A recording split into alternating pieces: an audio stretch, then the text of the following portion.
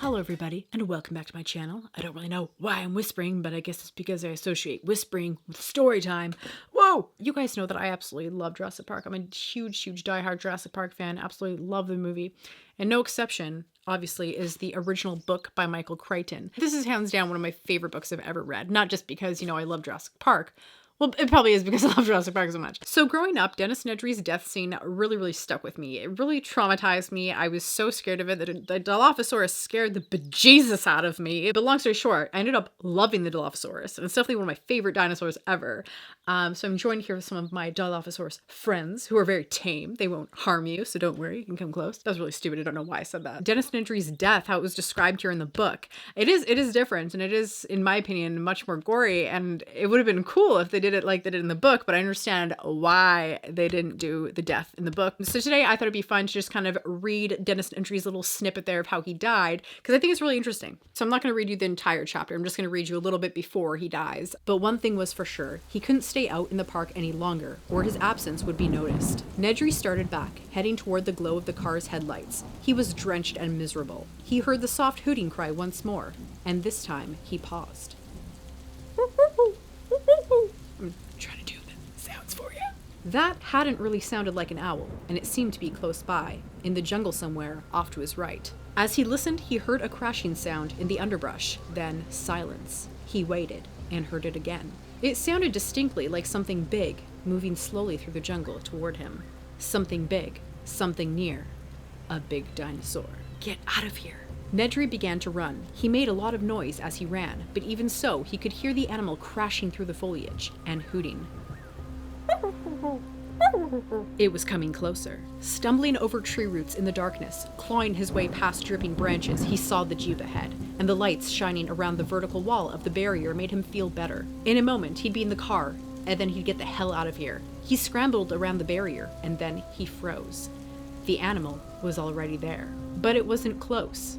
The dinosaur stood 40 feet away, at the edge of the illumination from the headlamps. Nedry hadn't taken the tour, so he hadn't seen the different types of dinosaurs, but this one was strange looking.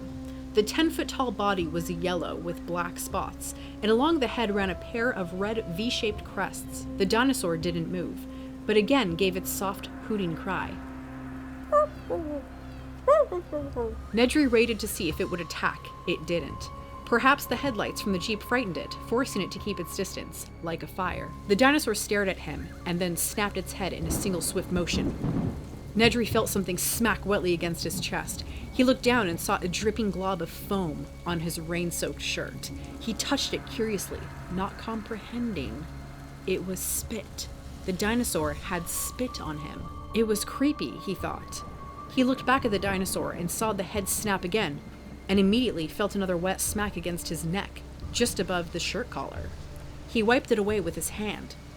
Jesus, it was disgusting, but the skin of his neck was already starting to tingle and burn.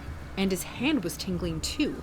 It was almost like he'd been touched with acid. Nedry opened the car door, glancing back at the dinosaur to make sure it wasn't going to attack, and felt a sudden excruciating pain in his eyes, stabbing like spikes into the back of his skull, and he squeezed his eyes shut and gasped with the intensity of it, and threw up his hands to cover his eyes, and felt the slippery foam trickling down both sides of his nose.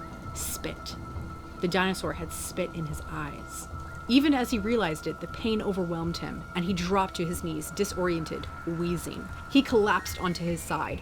His cheek pressed to the wet ground, his breathing coming in thin whistles through the constant, ever-screaming pain that caused flashing spots of light to appear behind his tightly shut eyelids. The earth shook beneath him, and Nedry knew the dinosaur was moving.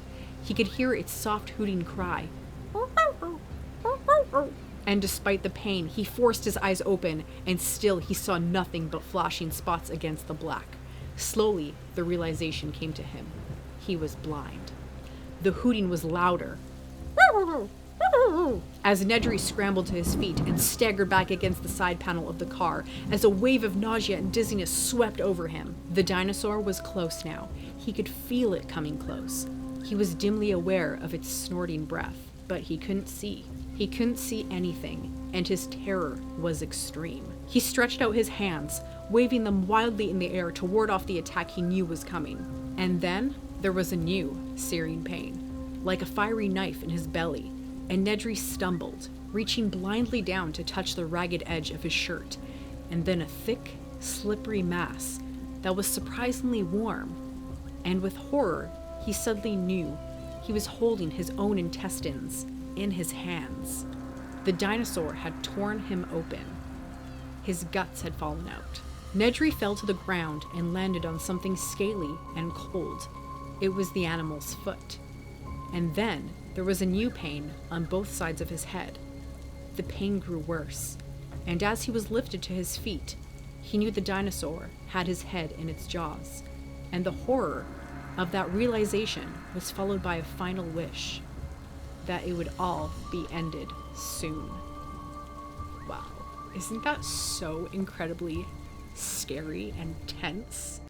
His intestines coming out, and he's holding these steamy hot intestines, you know, in the rain and the darkness. You know, he like has to clue in. He's like, what's warm? What the hell? My intestines? And if that's not bad enough, he gets picked up by the head, freaking like his whole body's lifted up to the point where he's like upright again, and he's in the mouth of the Dilophosaurus. How scary is that? So I hope you all enjoyed this little story time session.